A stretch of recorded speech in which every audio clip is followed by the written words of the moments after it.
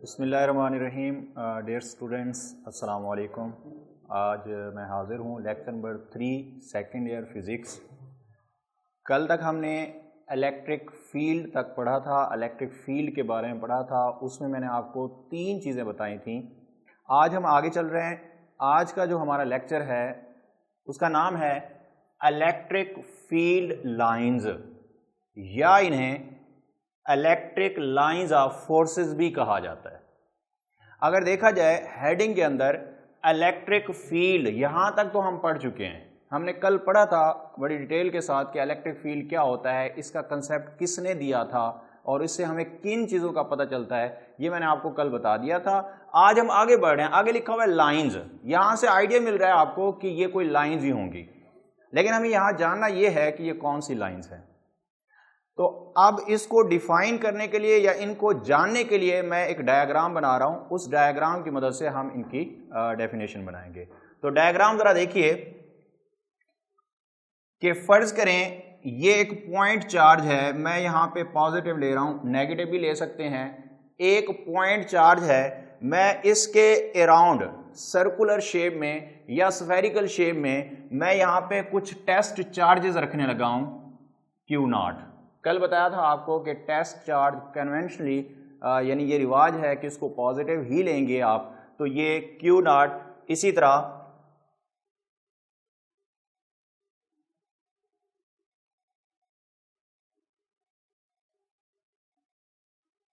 इस point charge Q के around मैंने सर्कल में क्या रख दिए, टेस्ट चार्जेस रख दिए। अब कॉमन सेंस है, कल भी आपको बताया था कि अगर ये टेस्ट चार्ज इस पॉइंट चार्ज के रीजन यानी फील्ड से बाहर है तो क्या होगा, इस पे कोई फोर्स एक्ट नहीं करेगी, क्योंकि फोर्स एक्ट तब करती है जब दो फील्ड इंटरैक्ट करते हैं। तो इसीलिए क्योंकि ये फील्ड से है ही बाहर तो इस पे कोई फोर्स एक्ट नहीं करेगी। अब अगर मैं इन टेस्ट चार्जेस को करीब ले आऊं इस पॉइंट चार्ज के, यानी मैं इतने करीब ले आऊं कि ये सारे टेस्ट चार्ज बराबर बराबर डिस्टेंस कवर करते हुए इस पॉइंट चार्ज के फील्ड के अंदर आ जाएं, रीजन के अंदर आ जाएं, तो हमने कल पढ़ा था। तो इन टेस्ट चार्ज के ऊपर क्या एक्ट करेगी, इलेक्ट्रिक फोर्स, जिसको हम कूलम फोर्स का भी नाम देते हैं। अब क्योंकि टेस्ट चार्ज पॉजिटिव चार्ज है और ये भी क्या है, पॉजिटिव चार्ज है, तो ये भी हमने पढ़ा हुआ है कि पॉजिटिव यानी सिमिलर चार्जेस जो हैं वो एक दूसरे को क्या करते हैं, रिपेल करते हैं।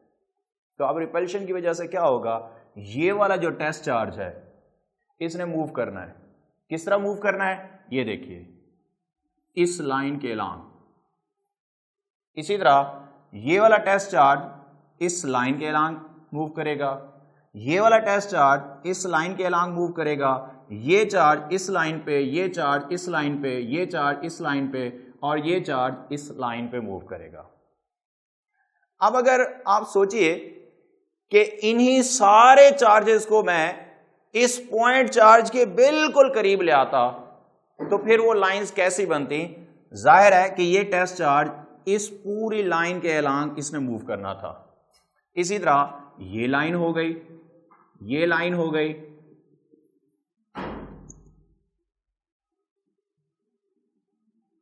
अब जरा गौर से देखिए कि जैसे ही टेस्ट चार्ज को हम इलेक्ट्रिक फील्ड के अंदर ले आए तो इन टेस्ट चार्जेस ने मूव किया और मूव भी एक लाइन पे किया। तो इन लाइन को हम फिर क्या कहेंगे, इलेक्ट्रिक फील्ड लाइंस, क्योंकि हमने फील्ड के अंदर ये लाइंस बनाई हैं, इसीलिए इनको कहा जाता है इलेक्ट्रिक फील्ड लाइंस। और इलेक्ट्रिक लाइंस ऑफ फोर्स क्यों कहा जाता है, जाहिर है क्योंकि फोर्स ने एक्ट किया जिसकी वजह से ये मूव करके चले गए, इसीलिए इन्हें इलेक्ट्रिक लाइंस ऑफ फोर्सेस भी कहते हैं। तो वही डेफिनेशन क्या बननी चाहिए, इस एक्सप्लेनेशन की मदद से हम इसको डिफाइन कुछ यूं कर सकते हैं कि वो लाइंस फील्ड के अंदर, देखें जब तक ये चार्ज फील्ड के अंदर नहीं थे तो इन पे कोई फोर्स नहीं थी। जैसे ही ये फील्ड के अंदर आए तो फोर्स ने अमल किया और ये एक लाइन पे मूव करना शुरू कर दिया। तो डेफिनेशन इस एक्सप्लेनेशन से क्या बननी चाहिए कि वो लाइंस फील्ड में जिसके अलांग या जिस पर एक यूनिट पॉजिटिव चार्ज मूव करता है, उस लाइन को हम क्या कहेंगे? Electric field line. तो डेफिनेशन बनेगी, यहां पे लिख रहा हूं, the lines drawn in electric field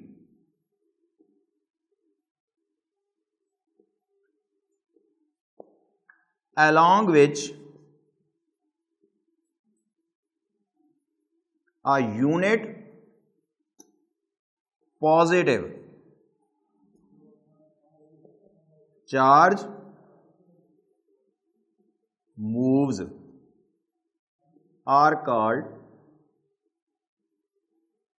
electric field lines।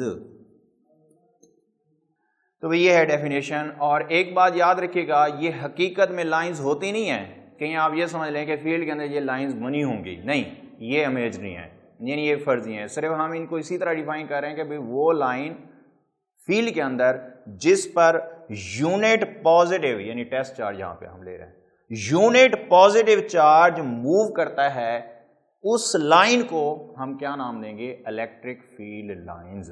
एक और भी डेफिनेशन बन सकती है, मैं थोड़ी सी एक्सप्लेनेशन दे दूं, फिर उसके बाद आपको एक और डेफिनेशन भी बताऊंगा कि हम इलेक्ट्रिक फील्ड लाइंस को और तरह से भी डिफाइन कर सकते हैं। आगे चलते हैं। हमने यहां पे जो पॉइंट चार्ज लिया वो पॉजिटिव लिया। अब अगर ये पॉजिटिव की बजाय नेगेटिव होता तो क्या ख्याल है क्या होना था? फिर अगर ये नेगेटिव होता तो नेगेटिव पॉजिटिव को रिपेल नहीं, अट्रैक्ट करता है, क्योंकि अनलाइक चार्जेस जो है वो एक दूसरे को क्या करते हैं? अट्रैक्ट करते हैं। अब क्या होना था? अब ये एरो हेड मैंने पहले बाहर की तरफ बनाया क्योंकि रिपल्शन हो रही थी, अब क्योंकि अट्रैक्शन होगी तो ये एरो हेड अंदर की तरफ आ जाएगा नेगेटिव के लिए।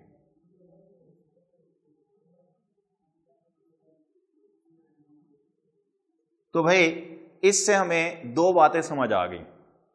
इस डायग्राम से, इस मैप से, जो हमने मैप बनाया है, इस मैप से हमें दो बातें समझ आई कि जो इलेक्ट्रिक फील्ड लाइंस होती हैं पॉजिटिव चार्ज के लिए उनकी सिमत बाहर की तरफ होती है, यानी आउटवर्ड होती है, और दूसरा अगर आप आउटवर्ड भी लें तो वो डाइवर्ज होती जा रही हैं। बिल्कुल ऐसे जैसे एक सर्कल जो है, बहुत सारे सर्कल हो, उनका सेंटर सेम हो और वो सर्कल बढ़ते जाएं तो उनके रेडियस जो है वो डाइवर्ज होते जाते हैं। इसको कहते हैं रेडियली आउटवर्ड।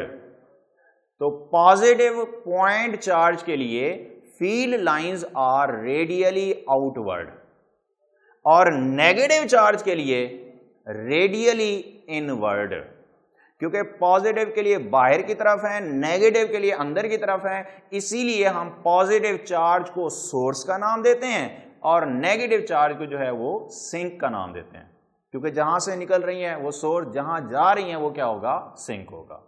ठीक है, तो ये दो पॉइंट याद रखिएगा। आखिर में कैरेक्टरिस्टिक के अंदर दोबारा बताई गई हैं तो आपको बता दूंगा। अच्छा भी, उसके बाद आगे चलते हैं कि अगर आइसोलेटेड चार्ज ना हो, दो चार्ज रखे हों, एक पॉजिटिव और एक नेगेटिव, तो उसका जो मैप है, तो अभी अभी हमने पढ़ा कि पॉजिटिव के लिए फील्ड की लाइन बाहर की तरफ है, नेगेटिव के लिए अंदर की तरफ है। तो जो फील्ड लाइंस बनेगी वो कुछ यूं बनेगी, पॉजिटिव से निकलेंगी और किसकी तरफ जाएंगी? नेगेटिव की तरफ। पॉजिटिव से निकल के नेगेटिव की तरफ, ये बनेगी भाई इलेक्ट्रिक फील्ड लाइन का जो मैप है। मैंने पहले कहा ये इमेजिनरी होता है, सिर्फ ऐसे हम तस्वर कर रहे होते हैं, हकीकत में ये लाइंस होती नहीं है। हाँ, हम ये सोच सकते हैं कि अगर हम चार्ज को यहाँ पे छोड़ते, टेस्ट चार्ज को, तो उसने पॉजिटिव से नेगेटिव की तरफ इस तरह मूव करके जाना था, इस लाइन पे मूव करके जाना था, तो इसीलिए हमने यहाँ पे डायग्राम में शो किया। हाँ जी, अब देखें, पॉजिटिव से निकल रही हैं और किस में दाखिल हो रही हैं? नेगेटिव की तरफ। ये मैप होगा भाई दो अपोजिट चार्जेस के लिए। एरोहेड का ध्यान रखना है, पॉजिटिव के लिए बाहर की तरफ और नेगेटिव के लिए क्या होगा? अंदर की तरफ। इसी तरह अगर दो चार्जेस सिमिलर हों तो उसका मैप क्या बनेगा, यानी दोनों पॉजिटिव हैं या दोनों नेगेटिव हैं तो मैप कैसा होगा। कॉमन सेंस है कि पॉजिटिव से निकल के पॉजिटिव की तरफ तो जा नहीं सकते हैं, तो फिर क्या होगा, फिर रिपल्शन की वजह से इनका जो फील्ड है वो दरमियान में वीक पड़ जाएगा, यानी नहीं होगा फील्ड। तो अब जो लाइंस बनेगी कुछ यूं बनेगी, यानी अगर टेस्ट चार्ज को छोड़ें तो वो इस तरह जाएगा, इसी तरह अगर इधर छोड़ें तो इस तरह जाएगा। तो दरमियान में देखें फील्ड लाइन जो है वो रिपेल हो रही हैं, रिपल्शन शो है कि पॉजिटिव से पॉजिटिव की तरफ नहीं जा सकती, ये दरमियान में क्या हो जाएंगी, रिपेल हो जाएंगी। इसी तरह ये मुकम्मल डायग्राम जो है ये डायग्राम बनेगी।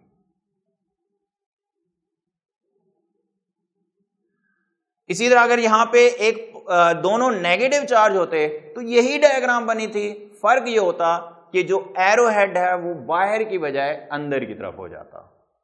तो यही सेम डायग्राम बनेगी अगर दो नेगेटिव चार्ज भी हों।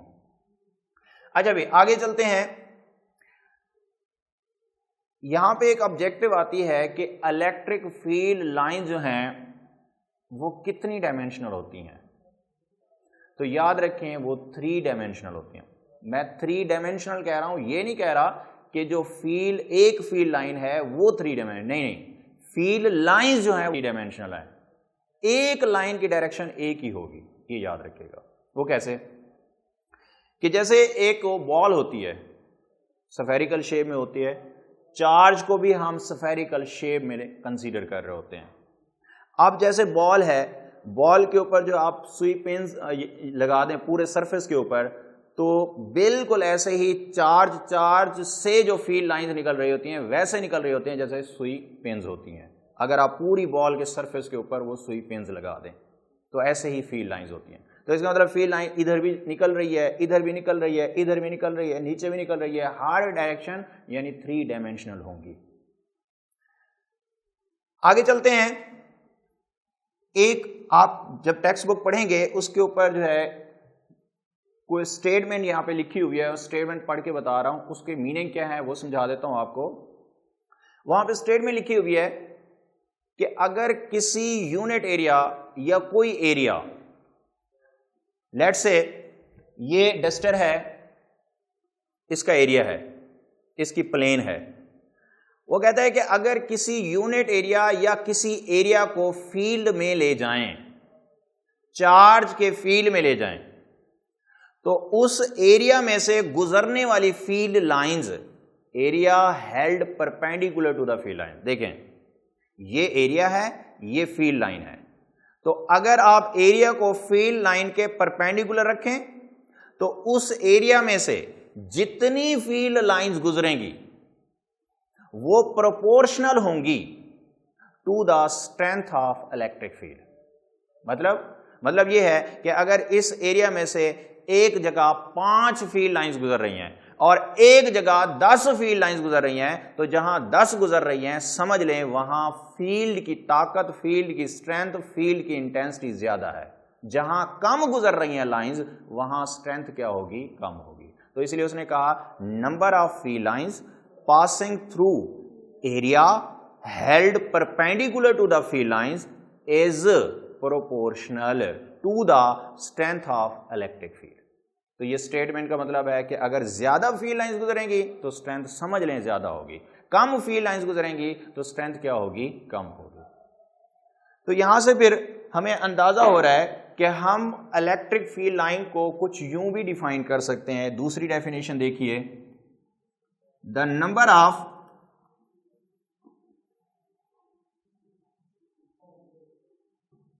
the lines drawn to represent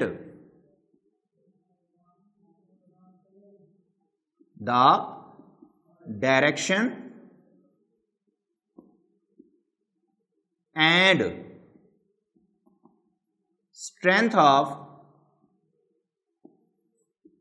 electric field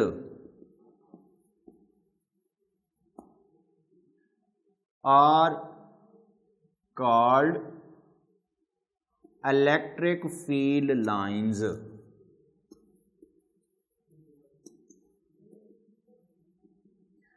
तो इस डेफिनेशन में देखें क्या लिखा हुआ है कि द लाइंस ड्रॉन, यानी वो लाइन जो ड्रॉ की गई, जो बनाई गई, टू रिप्रेजेंट, जाहिर करने के लिए, किस चीज को? Direction and strength. यानी इन लाइन की मदद से हमें स्ट्रेंथ का भी पता चल रहा है और हमें ताकत का भी पता चल रहा है, स्ट्रेंथ का भी पता चल रहा है, इंटेंसिटी का भी पता चल रहा है। कैसे? डायरेक्शन का आप खुद देखें, हमने कहा नेगेटिव चार्ज है तो फील्ड की लाइन अंदर की तरफ है, यानी इंटेंसिटी, फील्ड की इंटेंसिटी अंदर की तरफ होगी। डायरेक्शन का पता चल गया। अगर पॉजिटिव चार्ज है तो फील्ड की लाइंस बाहर की तरफ हैं, डायरेक्शन का पता चल गया। और अगर एक पॉजिटिव नेगेटिव है तो फील्ड लाइन मैंने दिखा दी कि पॉजिटिव से किसकी तरफ जा रही हैं? नेगेटिव की तरफ जा रही हैं। डायरेक्शन का पता चल रहा है या नहीं चल रहा? इसी तरह स्ट्रेंथ का कैसे पता चल रहा है? अभी मैंने स्टेटमेंट पढ़ी कि यूनिट एरिया में से गुजरने वाली फील्ड लाइंस की तादाद जो है वो प्रोपोर्शनल है, यानी अगर ज्यादा तादाद होगी स्ट्रेंथ ज्यादा होगी। तो पता चला ना कि फील्ड लाइंस की तादाद से पता चल रहा है स्ट्रेंथ ज्यादा है या स्ट्रेंथ कम है। तो इसीलिए दो बातें मैंने यहां लिखी, स्ट्रेंथ का भी पता चल रहा है और हमें स्ट्रेंथ का भी पता चल रहा है। ये मजीद ये डेफिनेशन आगे जो कैरेक्टरिस्टिक आ रही हैं उसमें भी क्लियर हो जाएंगी। तो मैं अब जा रहा हूं कैरेक्टरिस्टिक्स पे, फील्ड लाइन की। नंबर 1 बता दी पहले कि इलेक्ट्रिक फील्ड लाइंस ओरिजिनेट या स्टार्ट कहां से? From positive charge. तो खत्म कहां होती है? End at negative charge. Positive से निकलती हैं और नेगेटिव पे खत्म होती हैं। दोबारा सुने, electric field lines originate from positive charge end at negative charge. तो ये पहली है, फ्रॉम कहां से कहां? Positive to negative. इसको मैंने क्या नाम दिया था? सोर्स का। और इसको मैंने क्या नाम दिया था? सिंक का। तो ये सोर्स हो गया क्योंकि यहां से निकल रही हैं, और वो क्या हो गया? सिंक हो गया। दूसरी,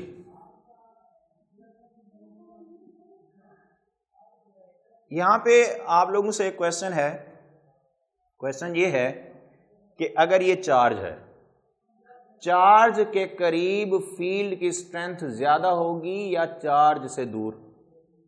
कॉमन सेंस है कि चार्ज के करीब इलाका स्ट्रांग होगा, फील्ड की स्ट्रेंथ, ताकत ज्यादा होगी, इंटेंसिटी ज्यादा होगी। जैसे जैसे फासला बढ़ेगा फील्ड की स्ट्रेंथ कम होती जाएगी। अगर आपको नहीं समझ आ रहा तो कल मैंने लेक्चर के अंदर आपको यह बताया था कि field electric intensity R square के इनवर्सली प्रोपोर्शनल है, यानी आर बढ़ेगा, फासला बढ़ेगा चार्ज से, तो फील्ड कम होता जाएगा। ये कल भी बताया था आपको मैथमेटिकली।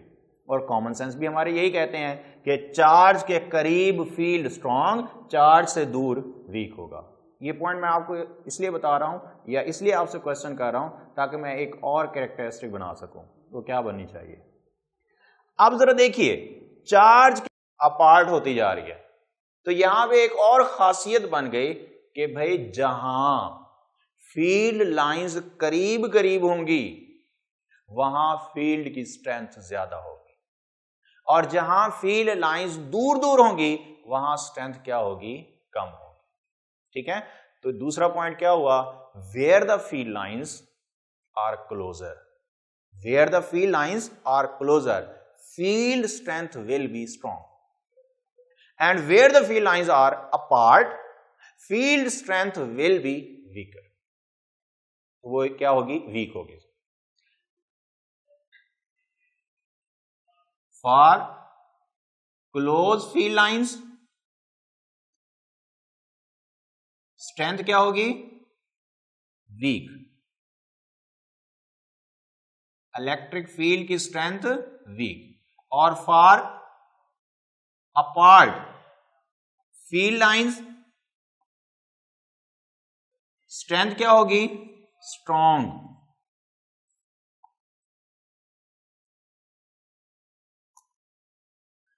नंबर 3, तीसरी खासियत बनाते हैं, इससे रिलेटेड बना लेते हैं। हमने कहा करीब है तो स्ट्रांग, दूर है तो दूर है तो वीक होगा।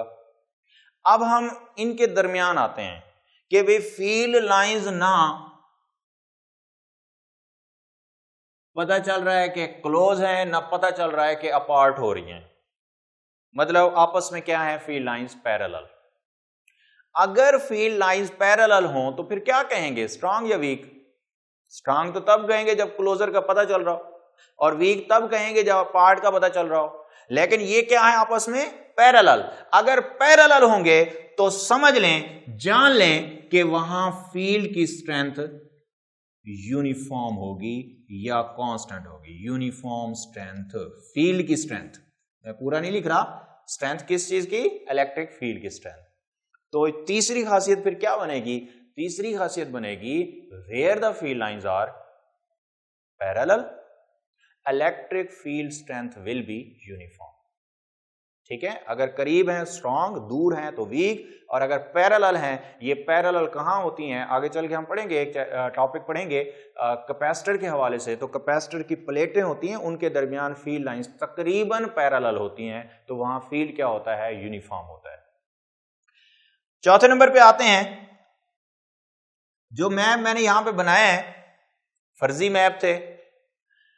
जब मैंने आइसोलेटेड चार्ज बनाया था, यानी तन्हा एक चार्ज बनाया था, तो आपने देखा कि फील्ड लाइंस इनवर्ड या आउटवर्ड डिपेंड कर रही हैं चार्ज के ऊपर, लेकिन थी स्ट्रेट, सीधी फील्ड लाइन थी, बिल्कुल स्ट्रेट थी। तो पता चल जाएगा भी ये लाइन इस सिमत में जा रही है और ये लाइन इस सिमत में जा रही है, अगर स्ट्रेट हो पता चल जाता है। लेकिन जब मैंने दो चार्जेस बनाए तो फील्ड लाइन जो है वो कर्व हो गई। अब कर्व रास्ते का आपको सही अंदाजा नहीं होता कि सिमत किस तरफ है। मैंने कहा ना कि फील्ड लाइन जो है वो डायरेक्शन बताती है, इलेक्ट्रिक फील्ड इंटेंसिटी ई की सिमत बताती हैं, लेकिन अगर कर्व हो तो फिर कैसे बताएंगी? उसका जवाब सुन लें कि अगर कर्व है फील्ड लाइन, जैसे हमने सीखा हुआ है कि अगर मोशन कर्व रास्ते पे हो तो सिमत निकालने के लिए किसी पॉइंट पे क्या ड्रा करना होता है, टेंजेंट। तो यहां भी आप फील्ड लाइन के ऊपर फर्ज करें आप यहां चेक करना चाहते हैं कि भी इलेक्ट्रिक इंटेंसिटी की सिमत इस पॉइंट पे क्या है, then you will have to draw tangent at that point. तो टेंजेंट ड्रॉन किस पर, इलेक्ट्रिक फील्ड लाइन पर, क्या शो करेगा, direction of electric field intensity. तो सुने भी चौथा point, tangent drawn on electric field line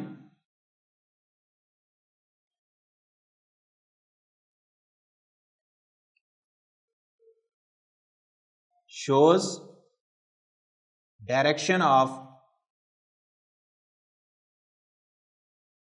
electric field intensity. मैं ई लिख रहा हूं, ई की डायरेक्शन पता चलेगी टेंजेंट से। ये मारूजी आ सकते हैं, कैसे पता चलती है, टेंजेंट से। किसी पॉइंट पे टेंजेंट ड्रॉ करेंगे आपको डायरेक्शन पता चल जाएगी। पांचवा और आखिरी पॉइंट या पांचवी जो कैरेक्टरिस्टिक है, ये बड़ी अहम इसलिए है क्योंकि एक्सरसाइज में एक शॉर्ट क्वेश्चन भी है इससे रिलेटेड, और ये ऐसी कैरेक्टरिस्टिक है जो आप यूं समझ लें कि हर साल ये शॉर्ट क्वेश्चन आता है 2 नंबर का। तो 2 नंबर तो आपके आज पक्के हो जाएंगे ये कैरेक्टरिस्टिक सीखने के बाद, समझने के बाद। और वो क्या है, सुने।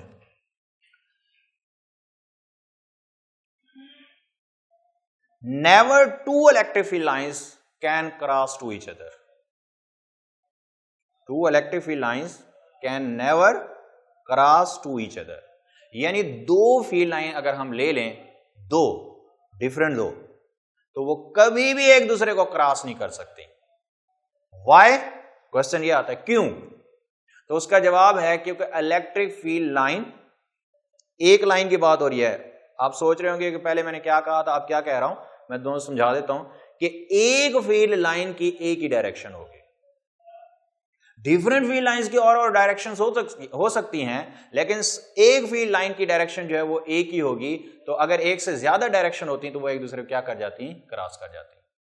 तो electric field lines can never cross to each other because they have only one direction at a single point. If they have more than one direction then they will cross to each other. कि अगर एक से ज्यादा होती तो फिर cross कर जाते, विच इज इम्पॉसिबल फिजिकली. ये फिजिकली पॉसिबल ही नहीं है कि एक से ज्यादा डायरेक्शन हो. अगर एक से ज्यादा नहीं हो सकती तो इसीलिए हम कह सकते हैं ये क्रॉस भी नहीं कर सकते.